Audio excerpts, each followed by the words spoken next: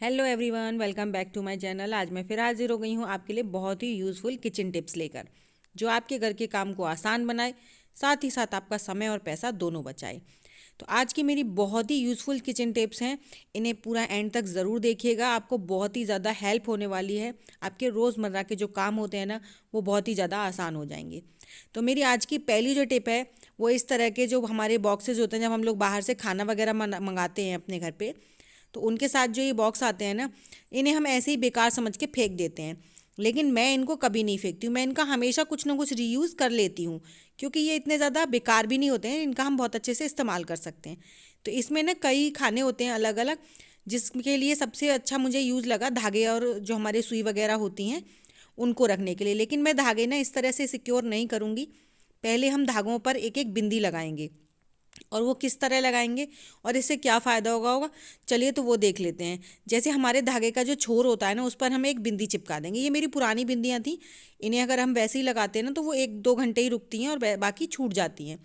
तो इस तरह से मैं इनके सारे धागों के जो छोर हैं उन पे इन बिंदियों का यूज़ करूँगी, जिससे कि हमारी बिंदियाँ भी यूज़ हो जाएंगी और हमारे जो धागे आपस में उलझ जाते हैं वो भी नहीं उलझेंगे। क्योंकि धागों को ना ज़रा सा टाइम नहीं लगता कि अगर आप डब्बा थोड़ा बहुत हिलाओ और सारे धागे आपस में एक दूसरे के साथ उलझने के साथ साथ वेस्ट भी हो जाते हैं। तो मैं सारे धागों के साथ इस तरह से बिंदियों का यूज़ कर दूंगी, जिससे कि मेरे धागे भी सिक्योर हो जाएंगे और जो पुरानी बिंदियां हैं वो भी यूज़ हो जाएंगी। अब हमारा जो ये धागा है, इसमें बिंदी की ज़रूरत नहीं थी, तो मैंने जो सुई थी एक्स्ट्रा वो इसमें लगा दी हैं। और जिसका दूसरा वाला खाना है, इसमें डाल देंगे हम सारे हुक, और जो एक और बचा है उसमें हम रख देंगे अपनी सुई। लेकिन बटन अगर हम ऐसे ही डाल देंगे ना, तो ये फिर आपस में इलझ जाते हैं। तो उसके लिए मैंने यहाँ पर सेफ्टी पिन ले ली है, और सेफ्टी पिन के अंदर में सारे जो बटन है मेरे, जितने भी हैं 4-6, उनको सबको इसके अंदर अच्छे से सिक्योर कर दूंगी, और जब हमें ज़रूरत होगी तब हम इनका आसानी से इस्तेमाल कर सकते हैं। तो इस तरह से मैंने अपना ये पूरा सुई धागे का डब्बा जो है वो ऑर्गेनाइज़ कर लिया है। जब भी आपको ज़रूरत हो, आपको बाहर से ही दिखाई देता है इसमें कुछ क्या है किसमें, और इस तरह से आप कितना भी हिला डुला लीजिए, ये धागे वगैरह आपस में नहीं उलझेंगे। तो आई होप आपको मेरी ये टिप पसंद आई होगी। तो चलिए इसी के साथ बढ़ते हैं नेक्स्ट टिप की ओर। मेरी नेक्स्ट टिप है जो हमारा सरसों का तेल होता है ना, उसको लेकर। कई बार ऐसा होता है, हम लोग अपने सरसों के तेल को जब पकाते हैं ना, उसमें जो स्ट्रॉन्ग स्मेल है वो फिर भी रह जाती है। तो उसके लिए हम यहाँ पर नमक लेंगे, और नमक को ऐसे ही इसमें नहीं डालना है।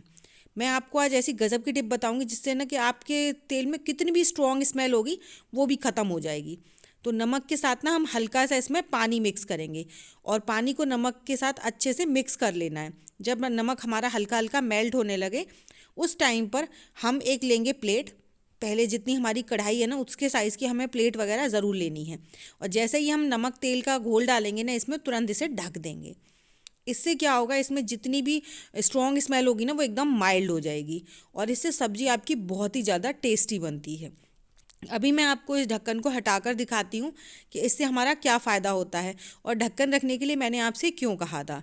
कि जैसे ही हम इस ढक्कन को हटाएंगे ना, तो आप देखेंगे कि हमारी जो प्लेट है ना, उसके ऊपर कितने सारे ऑयल के छिट्टे आ गए हैं, क्योंकि हमने इसमें पानी डाला था। तो प्लेट रखना बहुत ज़्यादा ज़रूरी है।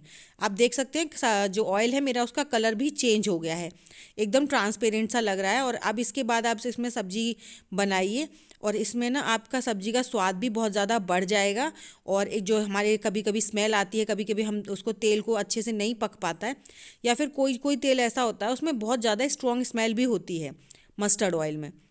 तो उसको ना पकाने के लिए आप कितना भी धुआं निकल ले, फिर उसके बाद भी फिर भी आती है। तो अगर आप इस टिप को फॉलो करेंगे ना, तो आपकी सब्ज़ी में कोई भी स्ट्रॉन्ग स्मेल नहीं आएगी। तो अब मैं आपको सब्ज़ी छौंक रही हूँ। हल्दी, नमक, मिर्ची, जीरा, जो भी आपको डालना है, जो आप मसाले रेगुलर यूज़ करते हैं, उनको डालकर अब मैं मिक्स सब्ज़ी बना रही हूँ। इस तरह से ना ऑयल को पकाने से बहुत ज़्यादा फ़ायदा होता है। एक तो सब्ज़ी का जो कलर है ना, वो भी एकदम बढ़िया आता है, और सब्जी का जो टेस्ट है वो भी बहुत ज़्यादा बढ़ जाता है। तो आई होप आपको मेरी ये टिप पसंद आई होगी। अगर टिप पसंद आई है तो अपने फैमिली फ्रेंड्स में शेयर करना बिल्कुल मत भूलिएगा, और मेरे चैनल पर अगर पहली बार आए हैं तो चैनल को सब्सक्राइब ज़रूर से कीजिएगा। साथ ही साथ कमेंट कर कर यह भी बताइएगा कि आप मेरी वीडियो किस गांव या किस शहर से देख रहे हैं, ताकि मैं आप लोगों को थैंक्स बोल सकूं। तो चलिए इसी के साथ बढ़ते हैं नेक्स्ट टिप की ओर।